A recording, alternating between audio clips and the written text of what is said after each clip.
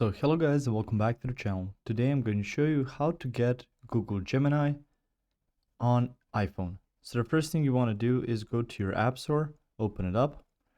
After that you'll need to type in Google Gemini into the search. Since Siri is going to be your primary assistant, you can see your AI assistant from Google, so you can go to Google Gemini and you can see Meet Gemini, your personal AI assistant. It can generate custom images, study smarter with Gemini and stuff like that. So you can just go ahead and click on Get to download the app. After you've done that, it's just going to take a bit for it to download. And once you exit the app, it's going to be downloading in the first available slot on your phone. And it's going to be right here. But it will just take a few seconds to do that.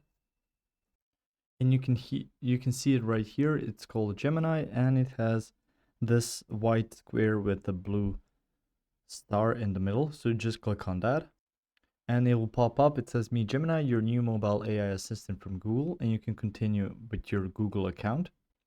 And you can see here, welcome to Gemini, your personal AI assistant. You can see you will need to agree to some privacy terms and stuff like that. But all in all, it's going to look something like this.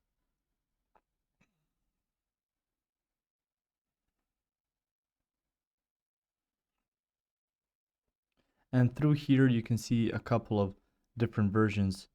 You can see upgrade to Pro, you can manage your account, and it's going to look similarly to your other Google accounts. If you found this information helpful or useful, you can like the video, you can also share the video. You can subscribe to the channel and click the notification bell to get notified about new videos on Google Gemini or some other topics you might find interesting as well. See you guys in the next video. Goodbye.